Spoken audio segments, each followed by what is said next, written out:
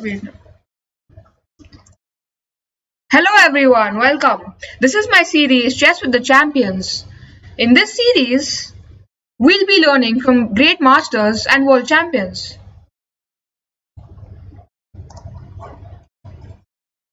Today, we are going to see Capablanca's games and learn from them. As you all know, José Capablanca was one of the greatest world champions of all time. He was widely known for his tactical play, endgame skill, and speed of play. So, are you all ready to learn from this great master's games? Let's begin. That's good. In this game, Mikhail Botvinnik, world champion Mikhail Botvinnik, was white and he was playing against Capablanca, who was with the black pieces.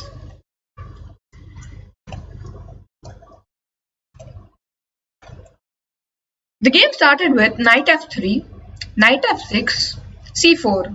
So as you can see, Botvinnik went for the English opening.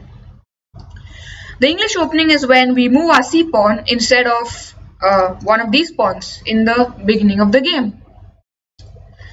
After c4, Capablanca replied with e6, g3, b6, bishop g2, bishop b7. Both sides are trying to take control of this amazing diagonal. White plays castle, and in this position, black has a few options. In the game, Capablanca played c5, but instead of this, he could have gone for the move d6, and this would, after bishop b7, knight bd7, and maybe castle, this would lead to a sort of hedgehog structure. The hedgehog system. So instead of this, Capablanca played c5. After c5, Mikhail Botvinnik replied with b3, and now Capablanca played knight c6. And actually, knight c6 is not a great move. Instead, Capablanca could have played bishop e7, after which, if bishop b2, standard move from Botvinnik, black would just play d5, and black is grabbing the center. But instead of this, Capablanca played knight c6 and bishop b2, bishop e7, standard development still, knight c3, and over here if black tries to play d5, then white can just take, and white has a better position after d4. Since he has a good structure, good center, and he doesn't have anything to worry about in this position. So black shouldn't play d5, and instead he should play castle, which Capablanca played in the game. After castle, white striked with d4. d4, and black was forced to capture. Capablanca thought he should capture, since after capturing, and there were some exchanges. This is the position that came out of this long exchange variation. And in this position, black has the center, and it is equal material since both sides have the same number of pieces. But black has the center, and Capablanca used this to get a better position. He played queen c7, but instead of queen c7, he could have also played bishop c5. After bishop c5, if queen d3, which is a possibility, then d5, cd5, takes, and white is better since he has, if we look at it from white's perspective, this position, then we see that white has a better pawn structure versus black's isolated pawn structure. This pawn over here,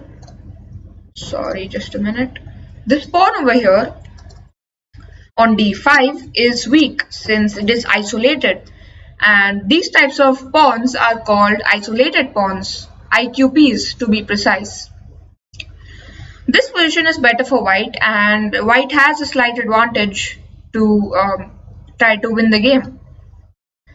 And this is why Capablanca played queen c7 instead of bishop c5.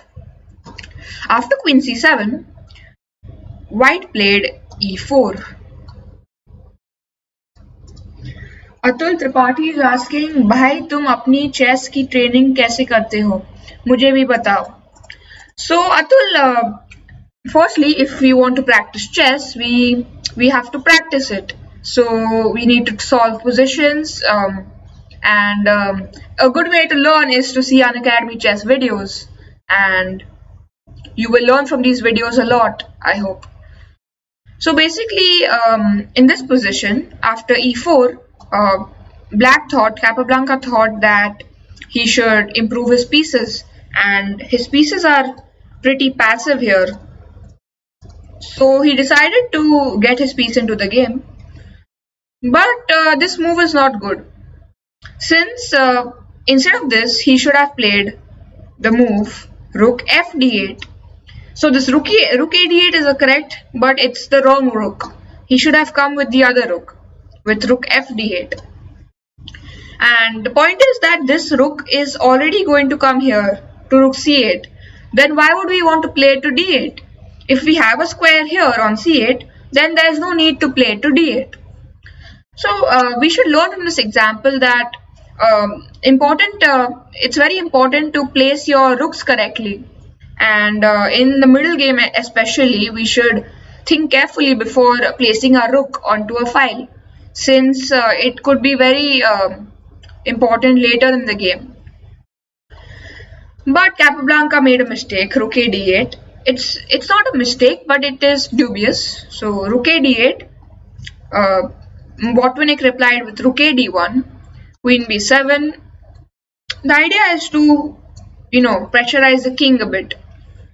f3, knight e8.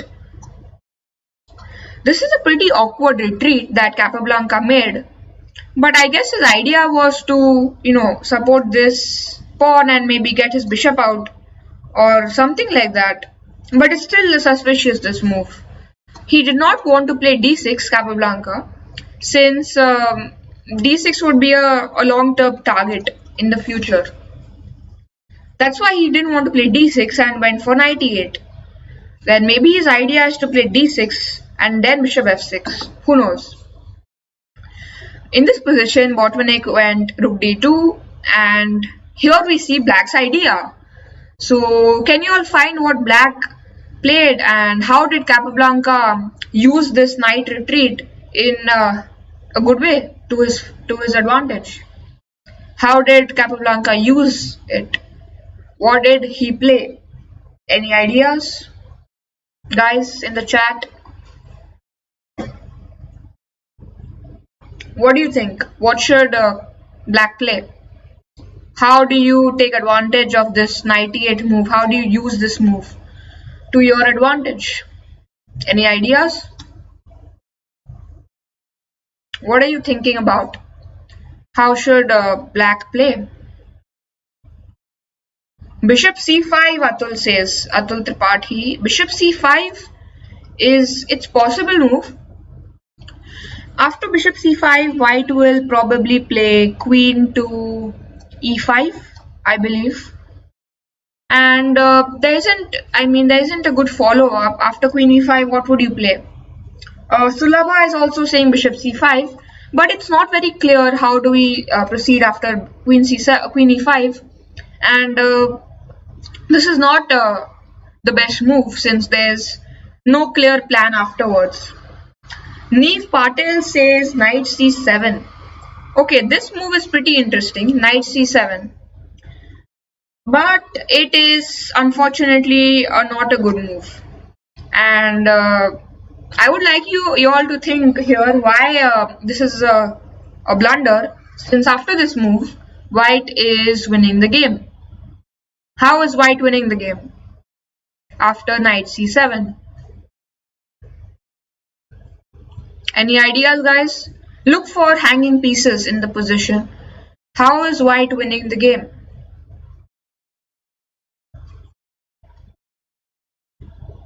Any ideas, guys? After knight c7. Knight c7 is actually a big blunder. Correct, Neve. You found your refutation to your own move. That's great. Knight d5 is the correct move. And the point is, after knight d5, just a minute, let me play knight d5. Here we see knight d5. The point is, we are attacking the g7 pawn, and it is going to be checkmate since we have support. And we are also attacking the bishop in the same move. So it's a double attack kind of, which we learned in my first class. So this is losing for black, since if he supports his bishop, for example like this, we can take the pawn, and there we go. We are checkmate at black. So white wins. And that is why knight c7 is a mistake, and instead black should play, I believe some people are saying it, no, f5 is the correct move. This was the idea of knight e8, and f5 is correct since we moved knight e8 in order to open this pawn, and after f5 we are also trying to open our rook. And this is why Capablanca went for f5 to open his rook. f5, then Botvinnik played rook d1, and in this position Capablanca played bishop g5. And this is kind of a waste of a tempo, since Capablanca is just attacking white's rook and he is not doing much. So instead, Capablanca, after the game, he said that he would prefer bishop f6 instead of bishop g5. And this move is at least slightly better, since it is attacking it is attacking the queen, and it is doing something useful. So this would be better, but unfortunately Capablanca played bishop g5, after which rook d3, and now Capablanca understood that he should play bishop f6, so he came bishop f6 back. But now already Capablanca has wasted too many tempos, and this is again a mistake, since can you all find the move? Actually, it's a pretty nice and easy one. What do you think white should play? Because bishop f6, firstly Capablanca went bishop g5, then he came back bishop f6, and this is very it is too much of a waste of time. And how does white take advantage of this waste of time? What does white do? It is not a very tactical answer. It is just a move that gives a good position to white. Any ideas? Correct, Atul. e5 is correct. And after e5, white is actually pretty better, since if bishop e7, then black is pretty cramped now, since this knight is kind of blocked here. It cannot come outside anywhere. So white could just play queen f2, which was played in the game by Botvinnik. And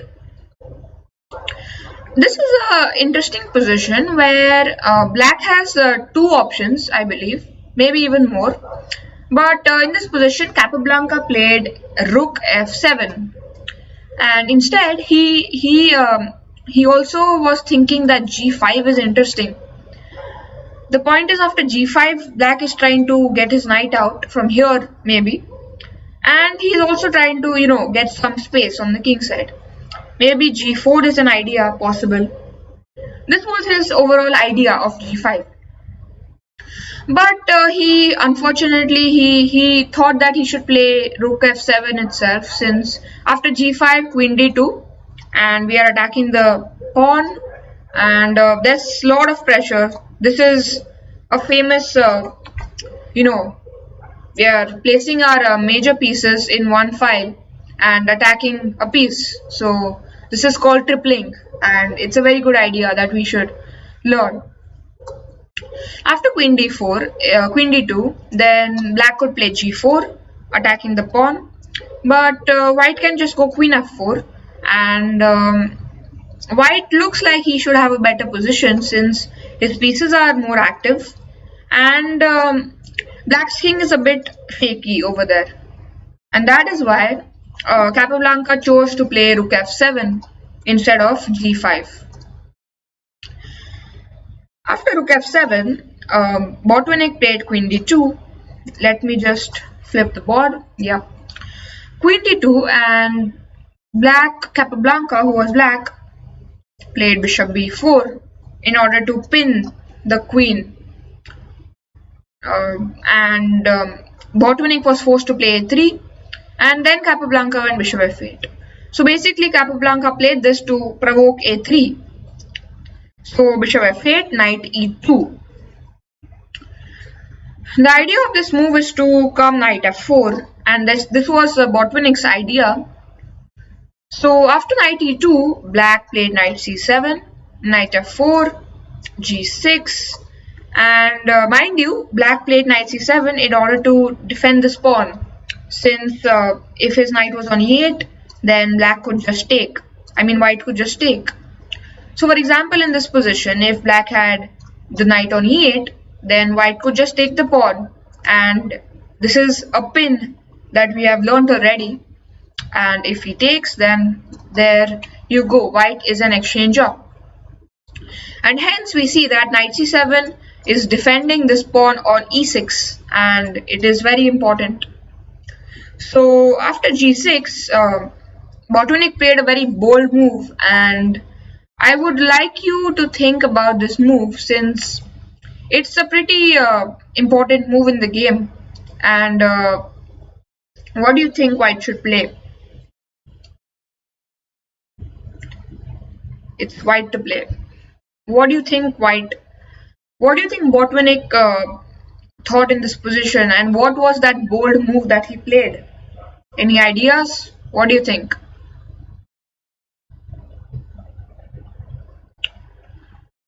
Any ideas?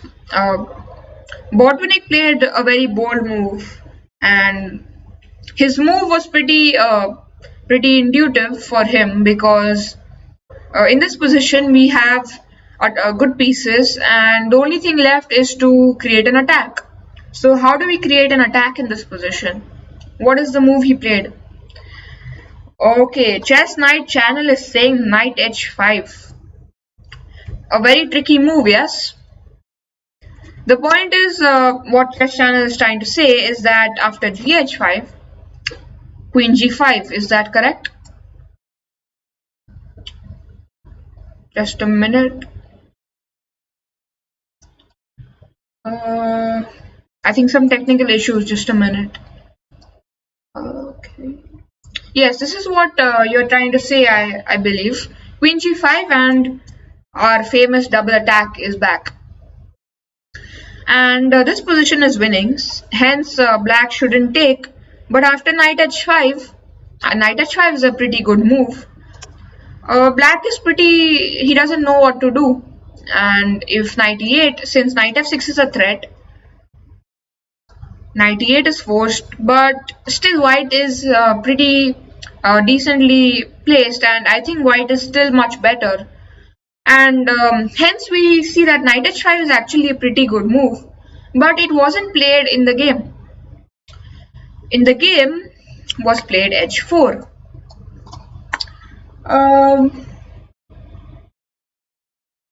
Okay, Nishant, so your question is what is A, B and alphabets?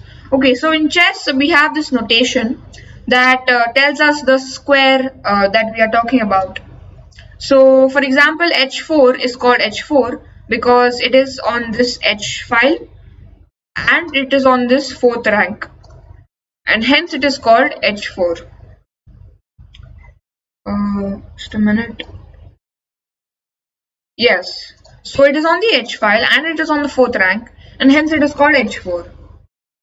So that is the notation for you, and it is basically how we know what a square is and what square we are talking about. So let's get back to the game. After g6 we were talking about knight h5, which is a good move, but Botvinnik didn't play this. He played h4. He probably missed knight h5, but either case h4 is still a good move. h4, yes Nishant, every box represents a unique alphabet code. So h4, if b5, which was played by Capablanca, this is a very bad move. And it is bad because it allows white's queen and rook to penetrate on the queen side. And Capablanca thought that he should have played queen c8 instead, since after a4, black has some ideas like knight a6, not immediately, but he could play like a5, for example, and he has some ideas over here. But instead, Capablanca in the game went for b5, which is not good since white can takes, and rook c1. And white is actually pretty strong on the queen side, and hence black shouldn't have played b5. So we learned from this that we shouldn't play on the side where the opponent's strong, right? So wherever our opponent is strong, we shouldn't play on that side. We should play on the other side. But in this case, in this particular case, it is unfortunate for black that on both sides white is pretty strong, and hence he doesn't know which side to play on. And that's why I guess Capablanca made this mistake of b5. So in the game, rook c1, queen b7. Here white gave a very interesting sacrifice, a very sharp one, that allowed Capablanca, I guess, to get some fighting chance in the game. And what did white play? It is not the best move, but it was an interesting idea. And what do you think white played?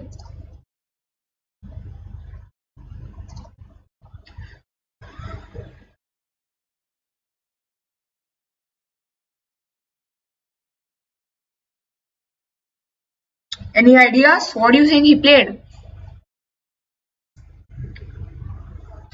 I think black's king is pretty safe, not like white. Pratik, yes, actually, black's king is kind of safe, but it is not as safe as white, since h5 and white is slowly going to attack black's king.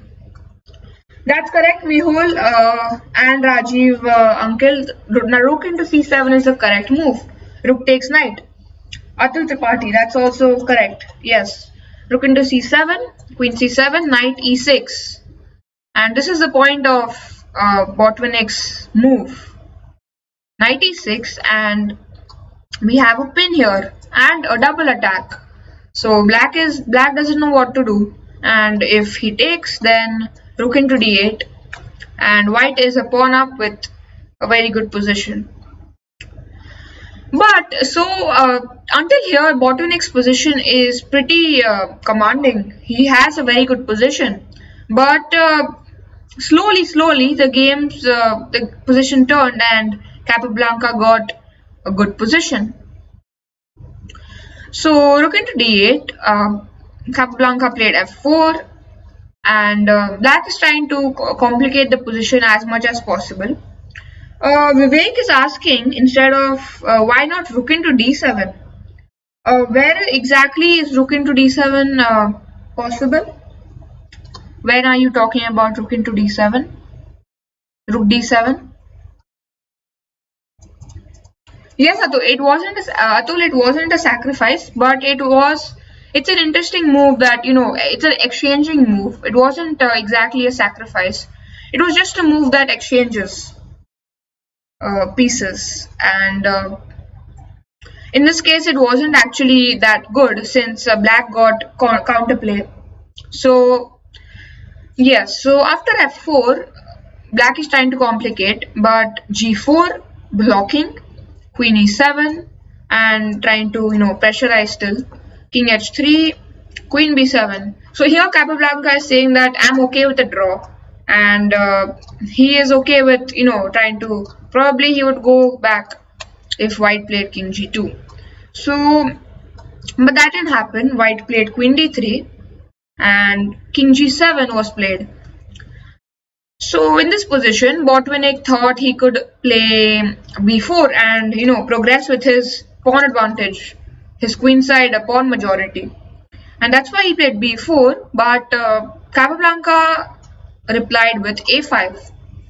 And the point is, just show you this way, b5, then a4. And black has some counterplay, but white is still better, that's for sure. So a4, g5, bishop c5, trying to activate the bishop. And the point is, I'm trying to, get some counterplay at least. So bishop d5, and now Botvinnik played a very crazy move. And the move he played was rook d6, believe it or not. This was the move that he played. And even I was surprised when I saw this move, since, you're just giving up a rook, right? But it's not that simple in the game, since after bishop d6, which was played, into d6, and now Capablanca has to make a very sincere decision, since he can't play it loose, since white has a very strong and commanding position with very strong pieces. So that is why black should be very careful with what he plays. And in the game, actually, he played king f8, and this is actually a slight mistake. Black should have played king g8 instead, and I'll show you why. Because after king g8, if white tries to play queen c3 with the idea to give a checkmate, then we can block. And if white takes, then we have queen into f3. So he cannot take, and instead if he plays queen c6, trying to exchange the queens so that he can get past pawns. But black is not that dumb. He's not going to exchange queens on c6, but he still wants to exchange queens, and he wants to exchange the queens on d7. That is what he does. Queen d7, and if white takes, then takes, and probably this position is leading towards a draw, since the king is coming, and it's probably going to head towards a draw. But instead, king g8 obviously leads to a draw, but Capablanca played king f8, which is actually not that good, since white played bishop f6. But in reality, queen c3 was the winning move. After king f8, white had to play queen c3. And why did he have to play queen c3?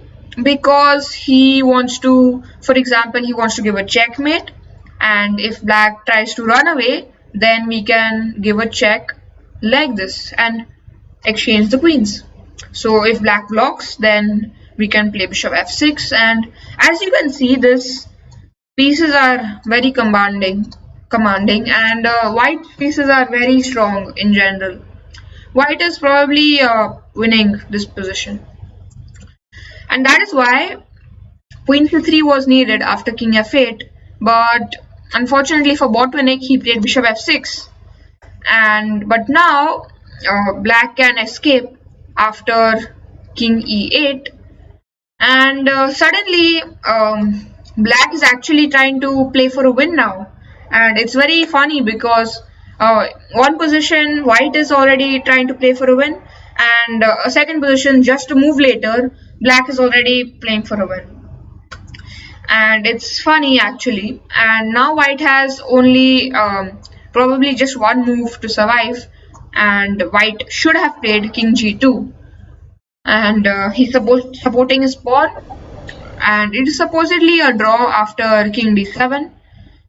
Maybe white could play queen c4, rook f8, and white is going to take all the pawns, but black can probably still draw after, it's probably a draw, since black has extra material and white has extra pawns. So the position is heading towards a draw. But instead of this, over here, instead of king g2, Botvinnik played bishop e7, and this was a decisive error, and after this Capablanca just took it and just won the game. So Capablanca played rook f5. The point is rook f5, then we are trying to attack this pawn.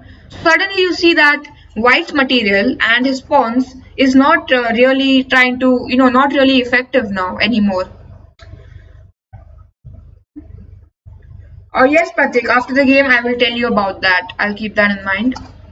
Look at 5 in the game. White played queen c3, king d7. This position, rook into b5 also is winning, but it allows a few checks, which could be unpleasant in time pressure. Queen d8, but after a point we see that the queen and her pieces are going to prevail after a point. So here we see that already black is winning. So rook into b5 was winning, but Capablanca chose to play king d7. Maybe he thought that he wants to keep it solid and not go for any troublesome positions. So king d7. Botvinnik played b6, queen c6, and this move is trying to basically just exchange the queens so that the game is easier to win.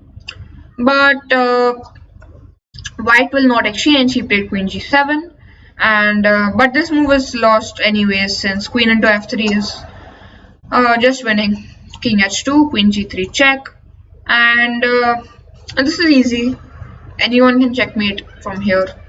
King h1, queen h4, and as you can see, this is completely lost. But over here, black still needs to make one move to win.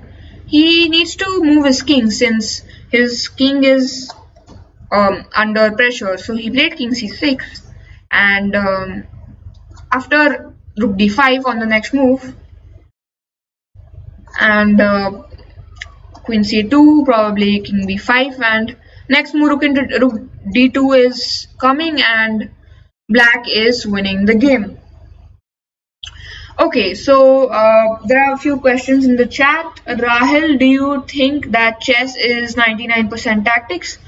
Atul, chess is clearly not 99% tactics. It is very much also a positional strategy. Since probably for a beginner, chess is mostly tactics, since that's what beginners learn when they start playing chess. But as you progress and as you become better at the game, you realize that chess is intertwined between tactics and strategy. So strategy is also very important in chess. So Vivek is asking, why are checks unpleasant if there's only one move possible? Checks could be unpleasant in time pressure because in time pressure, when we have less time on the clock, we do not have enough, it's very pressurizing to play. So it is better to avoid checks in time pressure. So, Pratik, you were asking earlier, after explaining this game, please tell me knight never loses a tempo. What does that mean? So, a knight, so how to explain this? A knight can never lose a tempo since it, let me show you a blank position. Just a minute. Just a minute.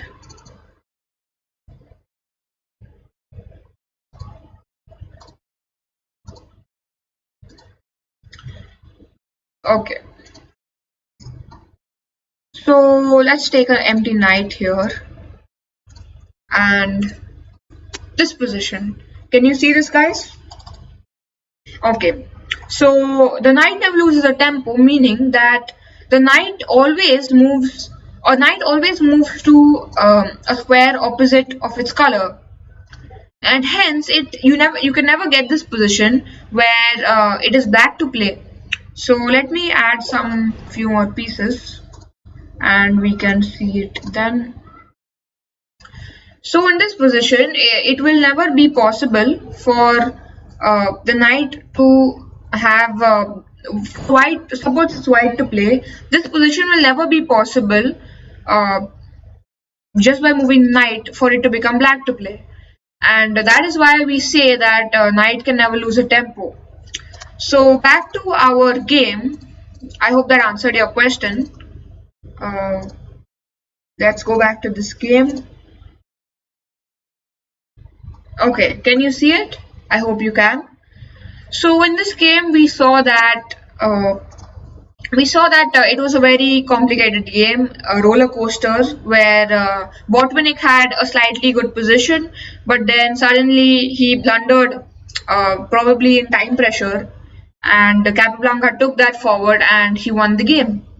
And this also teaches us that time pressure is very fatal, and we shouldn't let our time come too low, since it could be brutal later in the game. So guys, I want to tell you that if you're liking the stream, please like it so that other people can join us, and subscribe to the YouTube channel of Unacademy if you haven't already, in order to get nice videos like these ones. And thank you. So after this game, I wanted to show you another game, and this game is by Capablanca, you guessed it, but he is playing. Yes, so in this game he is white. Capablanca is white, and he is playing Bogolyubov. So FM Bogolyubov was originally from Russia, and he is also a very talented player, since he even challenged Alekhine for the World Championship title. But he couldn't become the world champion, unfortunately. But he's still renowned as a very good player. So Capablanca started with d4, d4, d5. Sorry, Mehul Saxena, is it possible to win for white? Mehul Saxena, this is only possible in such in a specific set of positions where the person with the pawn has edge pawn, and generally we say that this isn't possible. Oh, do you mean having two knights? Okay, sorry. So having two knights, okay, this is a very advanced question, and maybe this is a topic for another day, since there's a lot of theory and complex thoughts over this topic. So this is for another lecture. Back to the game, Capablanca started with d4, d5, c4, e6. This is the QGD, Queen's Gambit declined, knight f3, but suddenly Bogolyubov plays dc4, and this is probably transposing to the accepted, maybe, possible, but dc4, yes, it's the Trevotsky line. Okay, I haven't heard of that. So d into c4, e4, c5, and in this position, in recent games, players have found that b5 gives black good counter chances. But in that day, this game was played in 1925, and at that time, theory wasn't that developed, and hence black used to play c5 generally. So Capablanca responded with bishop into c4. Bishop into c4, and so earlier in this tournament was the Moscow International. Earlier in this tournament, Capablanca had played d5, which is very interesting, but he could not get anything out of the position, and hence he tried to play bishop into c4. So bishop into c4, and fc into d4, knight into d4, then knight f6, knight c3, white is developing. And as you can see, white has a better development out of the opening. And if knight c3, bishop c5, then again white just develops. Black also replies with a developing move. But instead of this, if black had played castle, then e5, knight d5, takes castle. And here we see that white has a very stable advantage, since he has a very nice blockader here. And as you know from the previous Unacademy videos, that the knight is the best blockader, and we should always blockade with a knight when possible. And that is exactly what we are doing here. The pawn is the passed pawn, and we are blockading it with this knight. So that is what we are doing, and hence white has a very stable advantage. So that's why castle is a bad move, and knight d7 is interesting. Knight d7, Capablanca played a very nice move here, and I'm not sure how correct it is in terms of objective evaluation, but it is a very interesting move definitely. So what did he play? He played bishop into e6. The point is that Capablanca was probably very excited and he wanted a fight, so he played bishop into e6, and it's a very crazy tactic, since after f into e6, knight into e6, and if queen a5, that is what Bogolyubov played, then white can play castle, just castle. And so modern engines say that instead of queen a5, queen b6 should have been played. And there are very complex positions, complex variations after knight c5, castle, queen c6, and there are very complex variations that lead. But the point of the position is that white has two pawns for the piece that he sacrificed, and he has also a lot of development advantage. So combining all these things, I think white has good compensation for the minor piece. So this is what engines say, but Bogolyubov didn't have an engine, unfortunately, so he played queen a5, castle, bishop into e3. So castle is a very calm move that Capablanca played, but bishop into e3, f into e3, and the position is getting very complex. As you can see, white has two pieces and two pawns versus black's three pieces, so it is complex. And black continued with king f7. And what do you think white played here? What should white play? It's not necessarily a tactic, but it's a good move that progresses with the attack. So what should white play?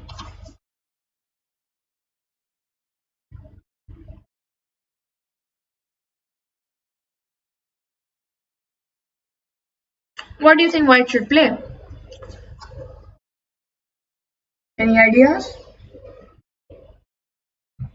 Also guys, please like this video if you're enjoying it so more people can join us, and please subscribe to the Unacademy chess channel and the Unacademy website too for my courses and many more courses, and use my referral code Raahil Mullick in order to get a 10% discount. And yes, please subscribe. This will be very enjoyable content for you. So Saurabh is saying queen d5. Wow, that is a nice move, Saurabh. But yeah, so for people who are thinking what is queen d5, it's a blunder, right? Knight d5 is not possible, mind you, since rook has a very strong pin. And hence queen d5 is a very nice move aesthetically, but objectively it's not that great, since black can just take. And remember, people who say queen d5, that we are a minor piece down after all, and hence we can't exchange queens like this, since when we are a minor piece down, or when we are material down in general, we should always try to keep queens in order to attack. And yes, Saurabh, queen b3 is correct. Atul and Vivek are saying rook f5, knight d5 and rook f5, but these moves aren't that strong. Knight d5 is very complex, and I don't think it is necessary, since after king e6, I mean it's not very clear how white is going to progress. So rook f5 is also the same thing. It's pretty complex, but probably after queen b6, I guess e3 is attacked and e6 is threatened. I guess black is better, but it's very complex, so it's not necessary. Now, yeah, Vivek is correct, and Saurabh, queen b3 is correct. So queen b3 is a very calm move, not that attacking, but it is improving the position. And slowly white is going to develop his pieces, and he will prove that he has enough compensation. So after queen b3, black played king g6, surprisingly. And as you can see, this king is going to be deadly and is going to be very unsafe later in the game. So white played rook f5, And now if black plays knight e5, then white can play knight d5, and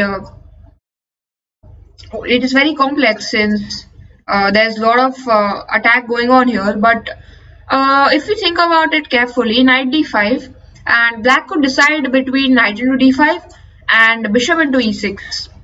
These two are possibilities, but in the game, instead of all these complicated lines, after rook f5, black plays queen b6, just in order to exchange queens. Black wants to exchange queens, and that's why he played this. So queen b6, white gives a check, knight h4, king h6, and now the game is getting very interesting, as now there are a lot of threats here.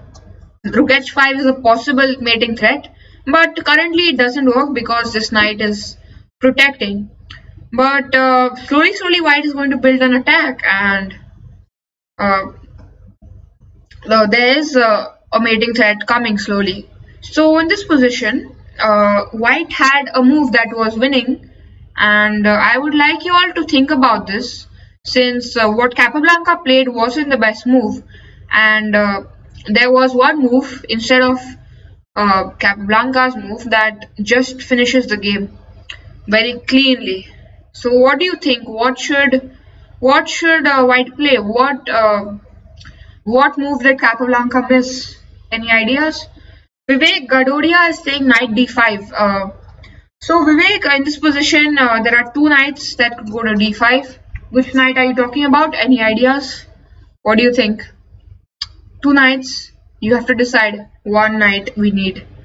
You can't play two moves in chess, can you? So decide which move, which knight. Yes, Rishabh and Vivek. Queen f7 is correct. Rishabh and Vivek and Saurabh also. Queen f7.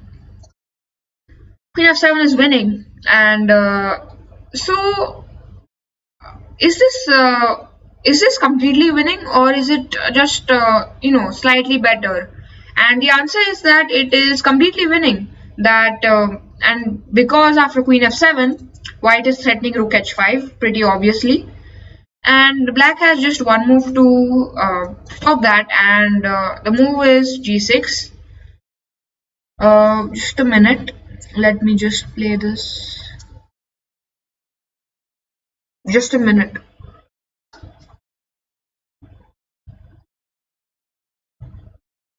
Yes, so queen f7, the idea is after g6, black can play the move knight e6, very strong move.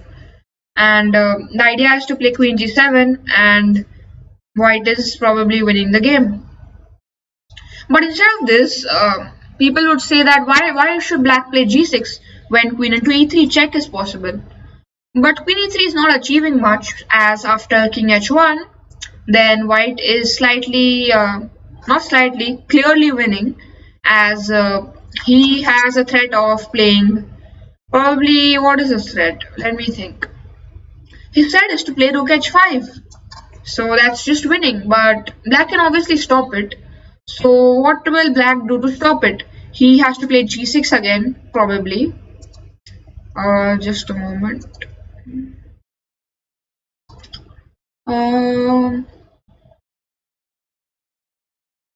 My chess base has some issues today. Apologies. Just a moment. It is processing. Okay, it's back. The point is, after queen e3, king h1, black has to play g6, and now again we have the strong move knight e6, and again we see that queen g7 is a huge threat, and also rook f6 is coming. So this is completely lost, and white is just finishing the game. But instead of this, black, obviously Capablanca missed this, and hence he went for g4 in this position.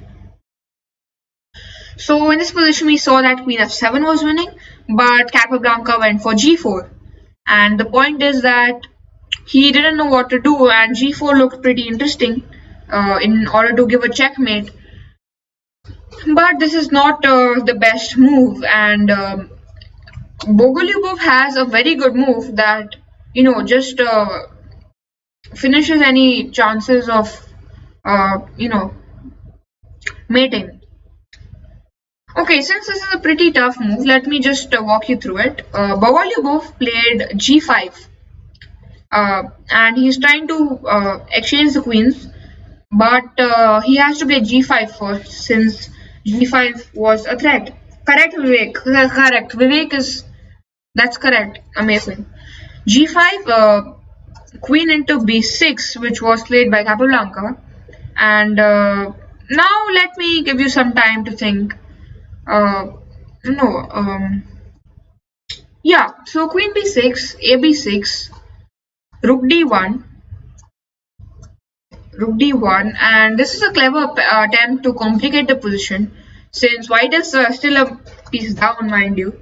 So white is still trying to complicate, but Bogolyubov again misses slightly. He makes a mistake since he should just capture actually. Gf4, g5, king g7, gf6, knight f6, and the position is complex, but black should have good winning chances still. Instead, he played rook g8, which was a mistake, and now Capablanca is forced to play knight d5 and knight g4. And now you see that Capablanca's pieces are very active, and hence he has a strong initiative, I feel. So knight e7 was played, rook g7, and rook d6 check. Good move. King h5, and now Capablanca played a very good move. And what is this move? I would like you all to think about this. How does white, sort of win the game already, since white is much better here? So what do you think? What should white play? Any ideas? What do you think? Any ideas, guys? Waiting for y'all. Any ideas? What do you think? Any moves? It's fine. Don't take pressure. Any ideas is fine. In the game, there's remember, at many moments in the game, there's always just one move to win, and this is a very common case. And there's just one move to in this position to win. So what did José play? What did Capablanca play that forced Bogolyubov to realize that he was losing? What do you think? What did Capablanca play? Any ideas? Saurabh is saying king e2, but king e2 is not possible. Are you saying knight e2? K stands for knight. Well, actually, chess is different. In chess, N stands for knight and not K. K stands for king. So knight e2 is the correct move. But there is a better move as always. Knight e2 is possible in order to give a check here. But it is not the best move. There's a better move. The better move is rook f3. And I'll tell you why. Knight e2 is bad because I guess black can just play. Maybe he can play. What can he play? He can play, I don't know, king h4. And he has this controlled over here. So he has nothing to worry. And I guess this position is holdable for black. So white shouldn't play this. And in the game he played rook f3, white. Rook f3, knight f6. Since rook h3 was a checkmating threat. And it is a tough move actually, rook f3. It's a very good idea. So black is forced to play knight f6. But after this, rook h3 check anyways. King g4, check. King h5. Knight f5, and as you can see now this position is completely dominating, and it is very easy for white to continue his game since black has to do all the hard work in order to defend. So knight f5, rook g6, and now white played the good move rook h3 check. So rook h3 check is a good move. I agree, it is actually pretty close to winning. But Capablanca couldn't find this move, and he probably didn't see any follow-up. But so that's why he played knight e7, and this is just complicating the game a lot. But still, after knight e7, g4, and Bogolyubov, who was also in time trouble, played g4. But after g4, knight into g6, king into g6. So if you're thinking that why didn't Bogolyubov move his rook after knight e7, point is if he moves his rook, for example, to rook g7, then white can just play the move rook h3 check, and the position is probably a draw itself, but it is still better. So g4 is sort of a mistake by Bogolyubov, and he blundered his rook. So knight g6, king g6, and what do you think white played here? What is a rate for Unacademy subscription? I believe it is $9.99, but I will just get back to you. I'm not sure on that. So king into g6, and what do you think white played here? What do you think? Any ideas? The game is about to end, and Capablanca just played very accurately and finished the game. Correct, Rishabh. Rook g4 is correct. The point is rook g4, king f7, rook f4, pinning this rook, pinning the knight, I mean, to the king. King g7, e5. Very nice move. Since if black takes, then we can take two. And there we go. We are an exchange up completely. And that is why after e5, black should play knight e8, which was played in the game.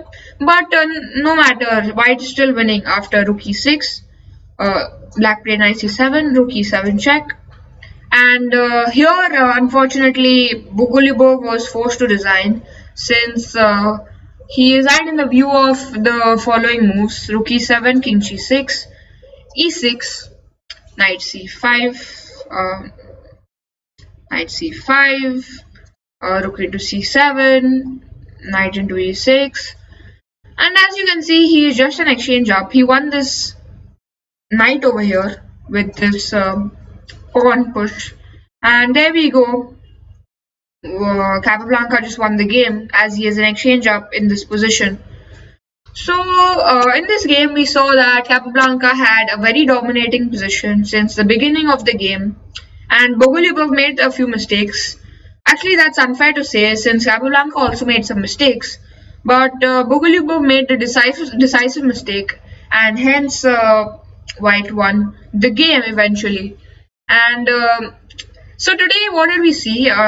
So what I need you to take back from the session is that Capablanca was a very good player, and we should try to learn from him, and we should assess the position very carefully before making a decision. And so there are many ideas related to this. So thank you everyone for watching, and I hope to see you in the next session. And before leaving, I would urge you to like this video if you enjoyed it, and please subscribe to the Unacademy chess channel, and make sure you subscribe to the Unacademy chess platform to the website, since there is very good chess knowledge over there waiting for you. And use my referral code Raahil Mullick in order to join there and get a 10% discount flat. So thank you everyone, and thanks for watching. See you next time.